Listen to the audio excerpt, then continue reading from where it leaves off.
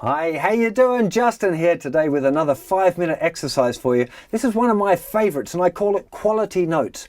It's something that's really overlooked by most guitar players, really. A lot of people spending all their time working on technique and playing fast and all of this sort of stuff. But I see lots of students that can play maybe lots of technically difficult stuff, but it doesn't sound good. And really, that's probably one of the most important things, because most punters don't really care too much about how complicated it is, especially, maybe they can tell if it's fast or not, but a lot of complicated things don't sound that amazing to the listener, even no matter how complicated it is. What a listener wants to hear is whether it sounds good or not. So one of the things that I do this most practice sessions is I spend a little 5-minute session playing kind of free form, but really slowly, and making sure that every note that I play sounds great, as good as I can make it. Not letting myself kind of, play kind of half-assed stuff that I'm trying to get to all of a sudden. I might jump to a different note, but I really want that note to be really as good as I can possibly make it.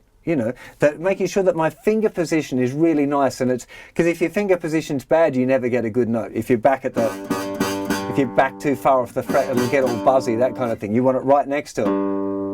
If you pick it too hard and it gets all rattly, you don't want that either. I mean, you might sometimes, but you want to be in control of it. So when I'm playing like this and playing nice and slow, I'm trying to make every note sound like really good. Really, as perfect as I can imagine the note to sound. Normally I'll start off with a little bit of scale stuff. So let's say we're in the key of G. I might just play, the major scale.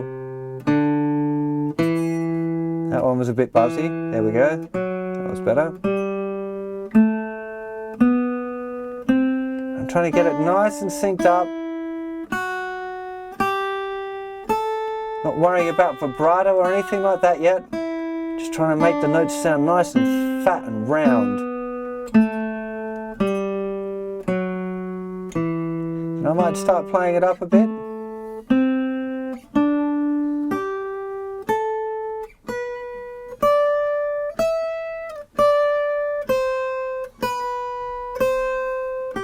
There's no method here, I'm not playing a particular thing.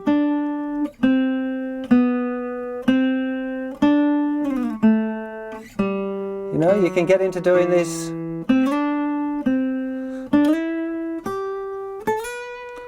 Looking at just did a few slides there.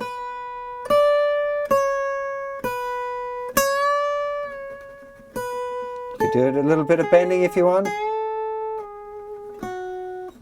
Bending's normally I put into a different thing, but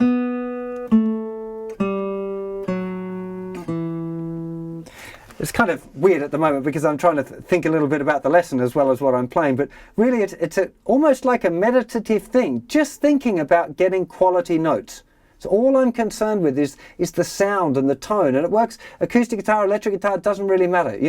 Normally if it was electric guitar I'd be doing it with a clean sound, but there'd definitely be no reason you shouldn't do it with a slightly dirty sound as well, because it's really about what you hear and trying to make it sound as you hear it and as perfect as you can imagine it to be, and just not being happy with kind of half doing it or kind of getting there.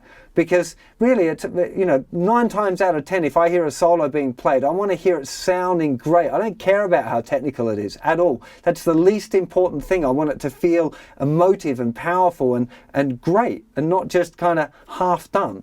And having that, really having a bit of time just concentrating on your tone, because it'll affect lots of things that you won't realize at first. It'll affect your picking a lot, where you pick, whether you're picking kind of up or nearer to the bridge, because that makes a huge difference in the sound. So it'll affect that without you having to think about it. If you're just imagining how you want the note to sound, it'll help you control your pick as well, in that not playing too hard or too soft, because too hard or too soft don't sound kind of as rich as you could probably get the notes as well, So it affects lots of different stuff. Like I already mentioned, it'll affect your finger position.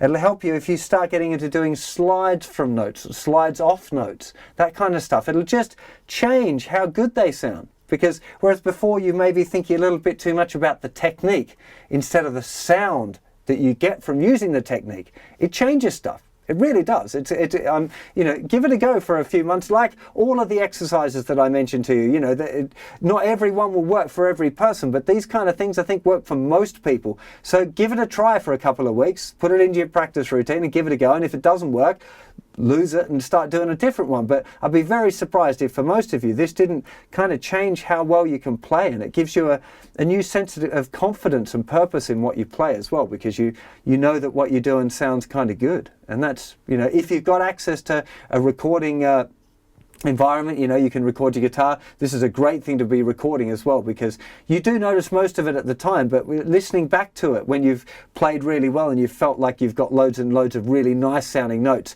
when you listen back to it, it can be good for your confidence and, you know, make you go, yeah, I'm doing, that sounds great, you know. It's a good thing. Give it a try. Hopefully you'll find it useful.